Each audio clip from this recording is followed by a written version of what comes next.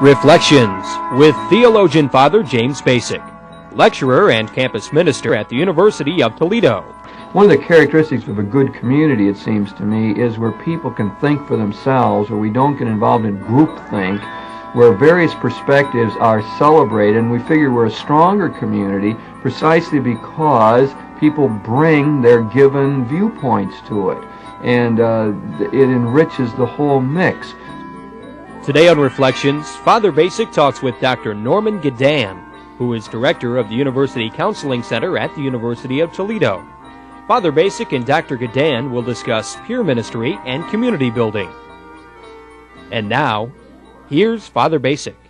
Norm, I'm glad to have the chance to speak with you a little bit about serious matters. You know, I enjoy serious conversation. You know, even when I go to a party or something, I enjoy talking with people. I mean, on the other hand, it's great to joke and kid around and light touch and humor and so on. And you and I have had a few laughs like that together too. But I guess I do. Not many on the air. That's true. But however, it is good to talk about serious matters, and we seem to have a mutual interest in college students, and not only in college students, but in trying to enable and facilitate college students to enter into a growth process, especially by reaching out and helping others.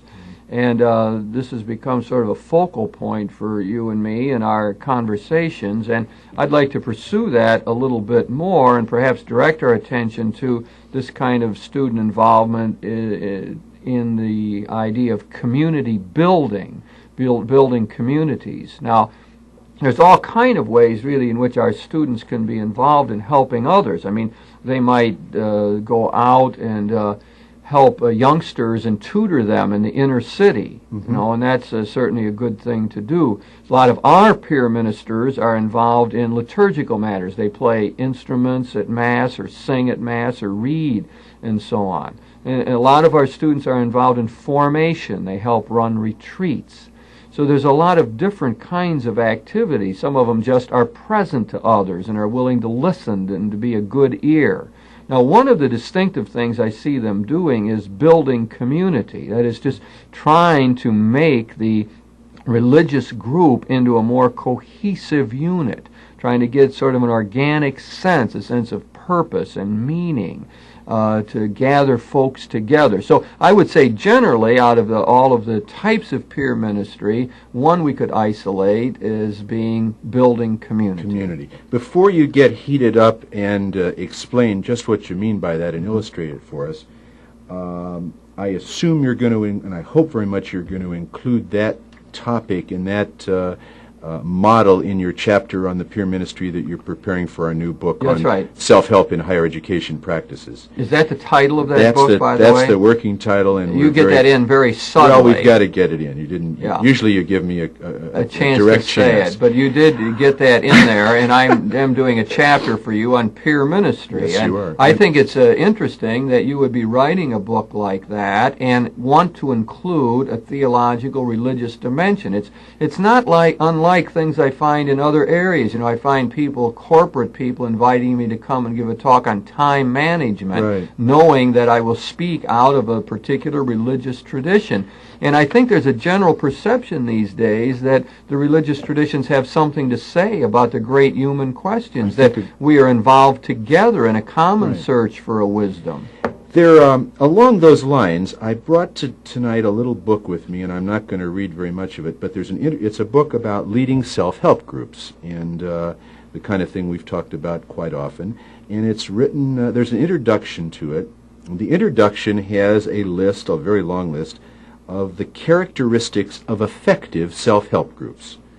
And here we're talking not just about self-help groups that might emerge on a college campus dealing with the needs of more or less normal developing college students, but we're talking about Alcoholics Anonymous, drug abuse groups, groups for other people who have stigmatized qualities, groups for gay men, for lesbians, groups of all sorts where people gather together They say to themselves, well, the leader or the doctor or the psychologist is not the only one, or the minister or the priest is not the only one who knows the answer to these things. We all have something to contribute to ourselves and to each other.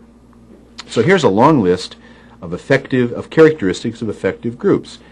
And a couple of them, I think, have something to say and are really analogous to a lot of what goes on possibly at least, in a faith community. Here's one statement. Groups that have an ideology or rationale that explains the problem they are addressing and the methodology for coping with the problem. That's a characteristic of an effective self-help group.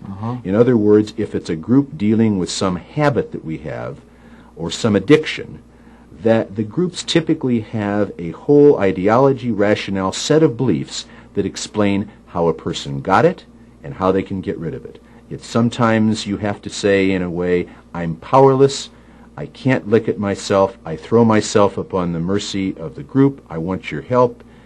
Other times and with other groups, it's I'm powerless, only God can help, because there is a certain theological rationale that's built in, or pseudo-theological rationale into many of these groups.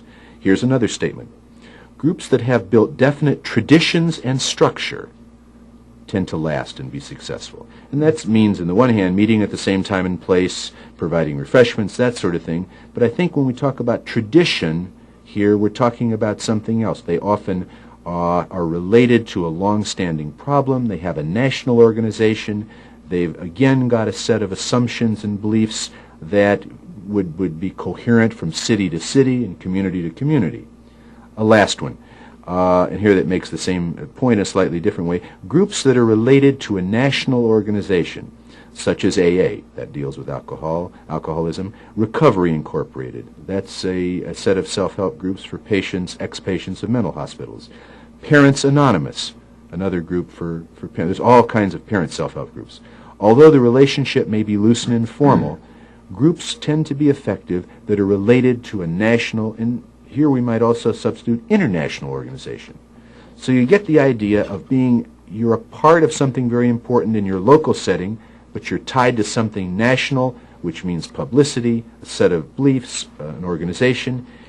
And they're the concepts of ideology, a rationale, explaining it, and, I don't know whether spirituality would fit in here too, but we could almost get into something, I think, which gets, in some ways, are we approaching this notions faith of community? Yes. Well, I think we are. I find that to be very interesting. I hope you didn't cut yourself short there in looking at those characteristics, because I'm finding them very interesting as you're going along. There is the notion that there is a set of values and ideals that guide the community. Now that becomes extremely important for us in thinking about the faith community. That is, the basis of our gathering of say, in my own tradition, our Catholic students. They gather around the Catholic heritage. They gather around the belief in Jesus Christ and belief in God and the law of love. And so there really are those shared values, and they're there to begin with. In other words, when a Catholic student comes on campus, and the question is he going to join our Newman Club or not, or come to our worship services, he knows when he gets there that he has something in common with the other students right away. He walks into the Mass. Now, it might be a little different than back home, and we might have liturgical dancing or something going on, or more liberal ways of doing it, but he's still going to recognize something familiar in all of that. And he's going to be dealing with students who fundamentally have a similar value system. So I can see right there that there is a linkage with what we commonly call one of the great building blocks of community. Shared values, a shared faith, a perspective on life. To put it very crudely, is there not a payoff for each individual here in terms of faith and sharing and so on, much like there might be in a lay group where the payoff might be acquiring skills or helping others or developing a coping strategy with drug addiction or learning how to be the parent of a very rebellious teenager? Is there some very specific payoffs in a faith community for the individual as well? Well, I think there really are, and I've heard students articulate those very often. People will talk about the fact that they find a new strength and energy from participating regularly in the worship service. They might go on a retreat with other students and find that people who are willing to reveal some of their deeper struggles and the faith that they have, that energizes them or makes them feel like they belong to the group, that they're not crazy or weird because they have certain problems and so on. I think there is a definite payoff. But I think, a part of that payoff comes from a sense of contributing. So what we are always trying to set up is that you're not just a passive member of this community. You have to be part of it. You have to give something. So giving is getting in a That's sense. right. Mm-hmm. That's right. And it's saying that you get something out of the worship, for example, to the degree that you put something into it. And we try to make it very concrete, like we have ushers, students who meet others at the door as they come in, and we try to tell them, now, you have to, smile or be open to them and welcoming to them. Because there's probably some student coming there who's feeling terribly discouraged, terribly upset, and needs some sort of encouragement. And it comes through, in our theology, it always comes through individuals. God works in and through His world, His creation, in and through especially people. So we become the instruments of God's healing for others. And that's why it's very important that all this peer ministry be carried out with a sort of respect for persons. We have, that we did a pastoral letter on campus ministry, and in there we talked about peer ministry programs. That's something, I suppose, when I address the topic, I've learned an awful lot. I worked for 3 years on that campus ministry pastoral and talked to a lot of people and got a feel, I think, for what many are going through. And we tried to build up sort of an ideal notion of community in there. And we talked about a place where people would feel welcomed and also would reach out and welcome others, where people would feel that their individuality was respected, but at the same time where they were willing to become part of a larger group.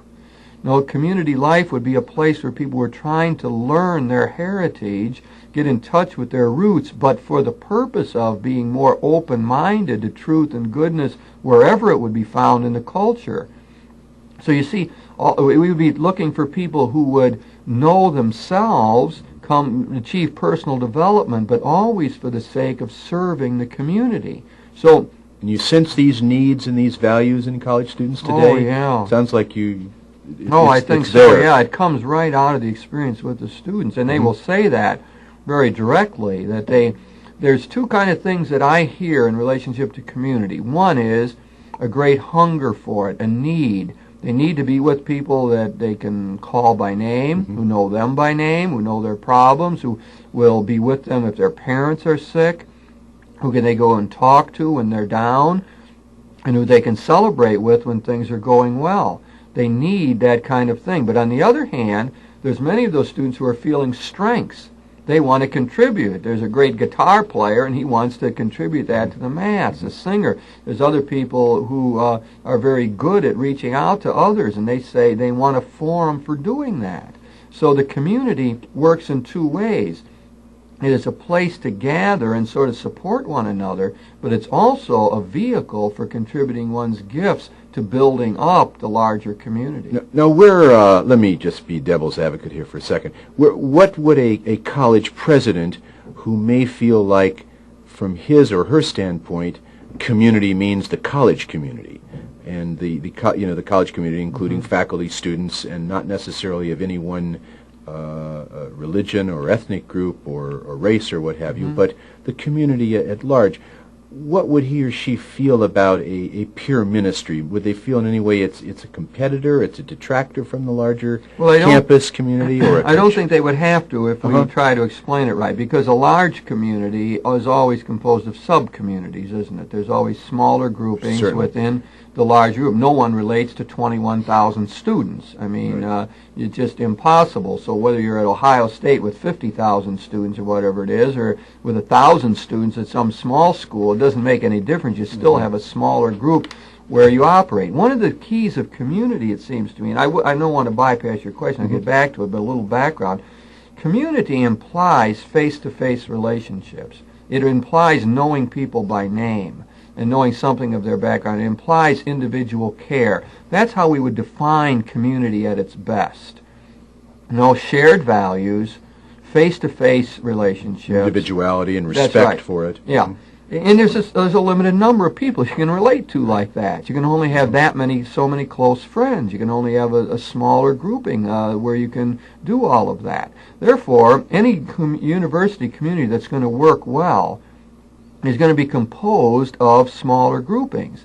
Now, but the key to keeping the administrator happy that you just described is to see that the small group does not become an enclave, that it doesn't become a narcissistic kind of group, but that it has in mind the good of others and is willing to work for the good of the whole university community, and especially that it respects the perspectives of other groups.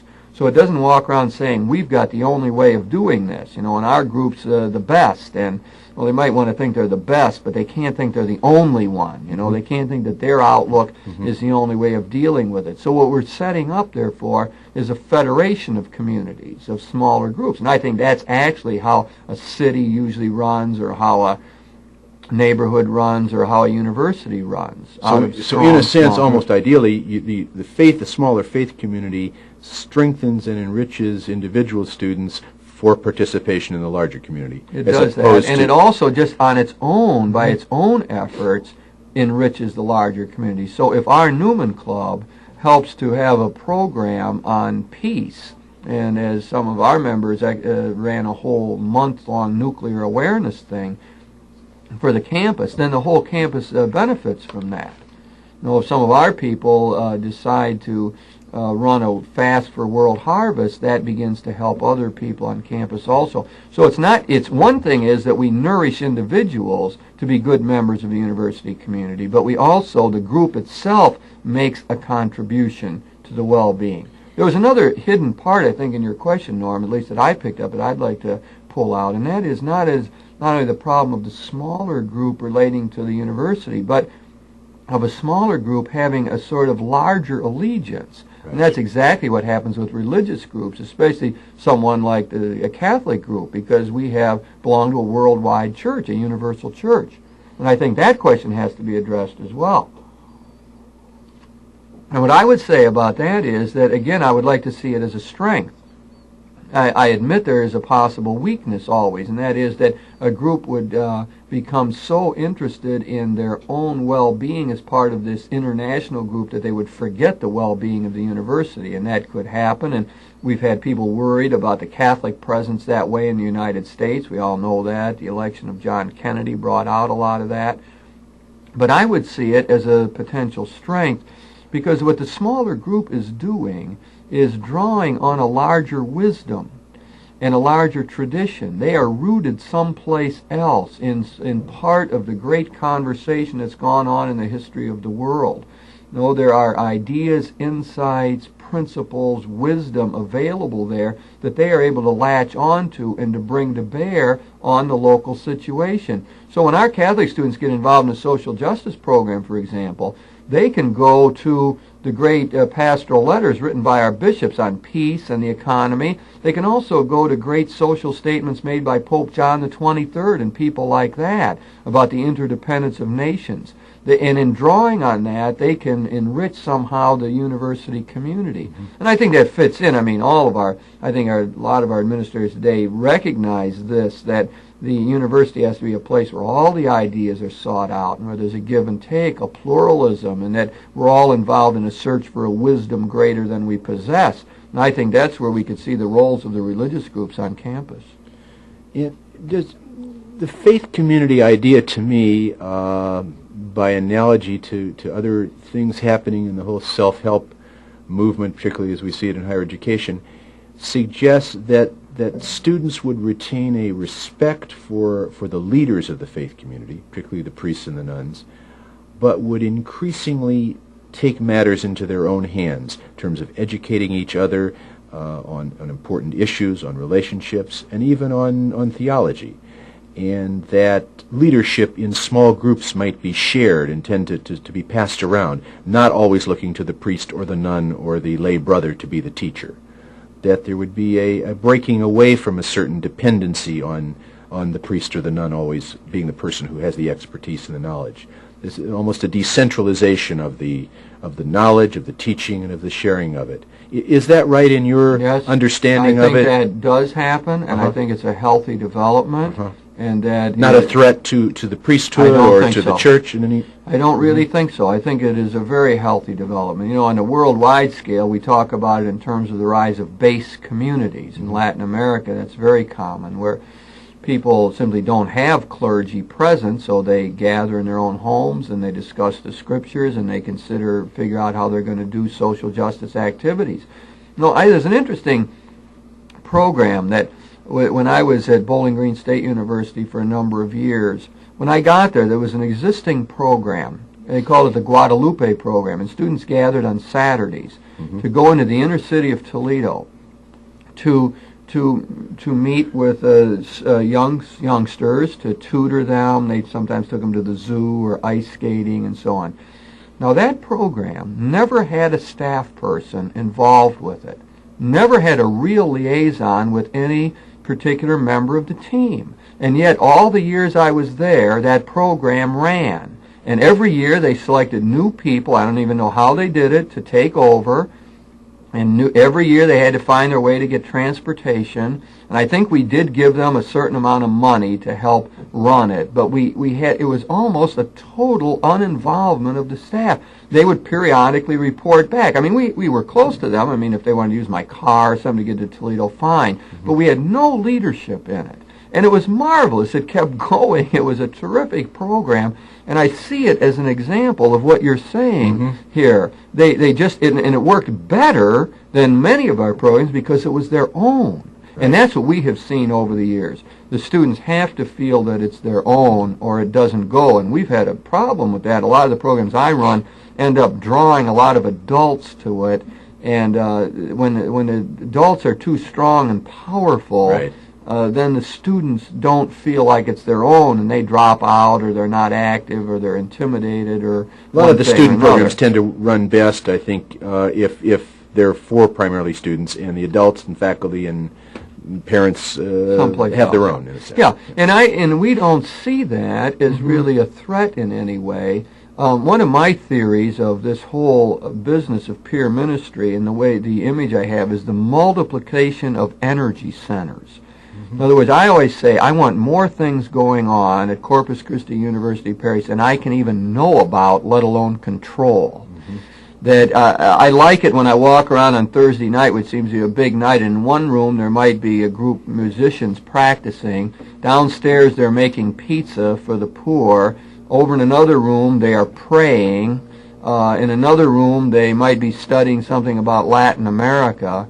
And it's just marvelous, and would that be kind of a working definition of a faith community? What you did multiplied energy centers, right. Yeah, where people are feeling co-responsible, and because they are committed to religious values, in this case because they're committed to their Catholic heritage, that indeed they live this out, and they respond to the needs of the society. Doesn't this at times, though, go contrary to what you might have expected or other experiences you've had as a priest? Because I'm sure you're going to get students in circumstances like this going off in their own direction, some of which you may not approve of completely. Yeah. They're going to be saying things to you in which they clearly disagree, and maybe disagree very vehemently. They're going to possibly threaten to take their social action group out of the church or out of the peer ministry if it can't be as strong as they want it to be. I mean, you're running into things like this, or yes, I mean this. I'm not trying to put you on the spot, but I guess I am. Yeah, and I think this. It's also new, I think, to all of us. Yeah, I think it's a threat very often to authoritarian leaders, but I think what we have to learn is to live with a degree of ambiguity and to celebrate the pluralism. We have to not just tolerate it, but celebrate it. Be happy that there's diverse ways of dealing. One of the characteristics of a good community, it seems to me, is where people can think for themselves, where we don't get involved in groupthink, where various perspectives are celebrated, and we figure we're a stronger community precisely because people bring their given viewpoints to it, and it enriches the whole mix. So that would be an important part of building a really thriving community. One of my theories over the years has been never stifle initiative. That is, if groups come forward, if students want to do something, let them do it. Don't tell them it's been tried before and it won't work. Don't tell them, that you're just totally against it.